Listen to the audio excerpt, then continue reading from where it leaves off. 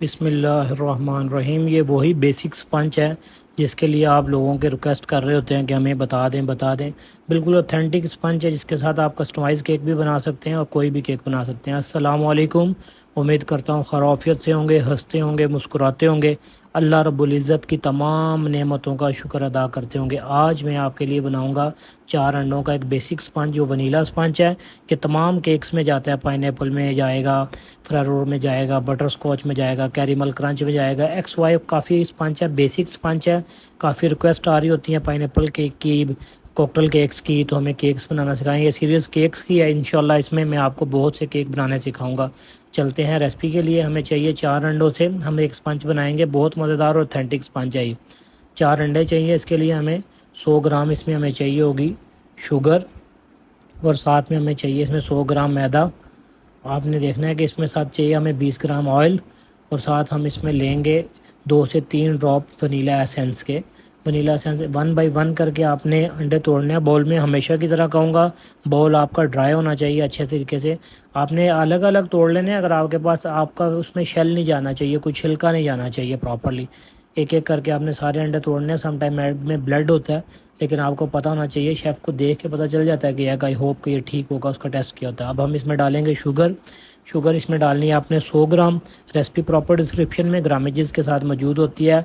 Video को like भी किया करें, कमेंट्स की भी किया करें, लास्ट तक ज़रूर वॉच कीजिएगा। आपको पता चलेगा इसमें 2 से 3 ट्रिक्स हैं कैसे बनता है। इसको आपने फुल स्पीड पे चलाना है। 3 से 4 मिनट में प्रॉपरली जो है ना वो आपका स्पंज जो है वो रेडी हो जाएगा। इसका बीट देखें, वॉल्यूम डबल होना स्टार्ट हो गया, और ये देखें माशाल्लाह से इसका कलर भी चेंज होना स्टार्ट हो गया। ये देखें कितना खूबसूरत कलर है। ये मैं आपको रेसिपी जो सी है 4 मिनट में आपको प्रॉपर स्पंज बना सकते हैं। ये भी हो सकता है कि 2 इधर से चीज़ें दिखाएं, उधर से दिखाएं, लेकिन उसका बताने का फ़ायदा नहीं है। आप ओवन को प्रीहीट करते हैं 180 डिग्री के ऊपर। कभी भी आप बेकरी करेंगे तो 180 डिग्री पे करेंगे, और रॉड आपने दोनों ऑन करने हैं।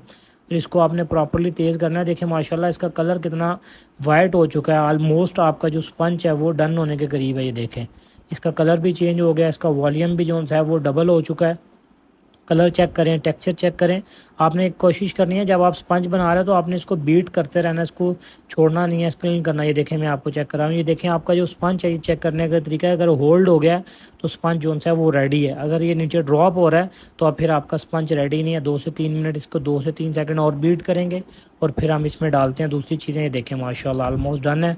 बीटर को बंद करेंगे हम, इसको साइड पे करते हैं, और अब हम इसमें ऐड करेंगे मैदे को आपने प्रॉपर स्टेन करना है। हमेशा मैं आपको बताता हूँ कि आपने स्टेनर की मदद से मैदे को स्टेन करना है।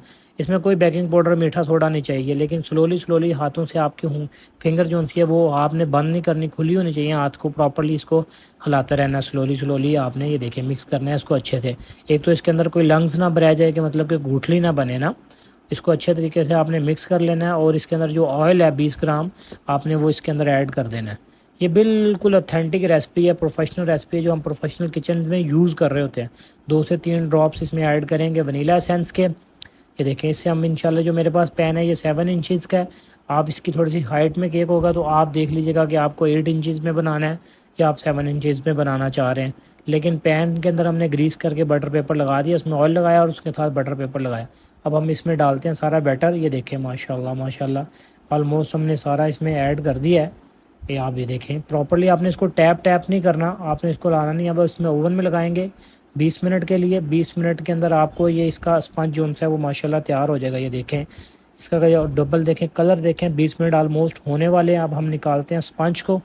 ये देखें माशाल्लाह ये देखें ओवन स्पंज चेक करने का तरीका ये, आपने जब दबाया तो आपको पता है कि वो दोबारा अपनी जगह पर आ रहा है, तो आपका स्पंज पक गया है। अब इसे 5 से 7 मिनट के लिए हम एक पैन में रख देंगे, उस पर डस्टर देंगे। ये देखिए माशाल्लाह अब आपको निकाल के दिखाता हूँ और कितना मज़ेदार है, और इसका दिखाता हूँ टेक्सचर दिखाता हूँ आपको।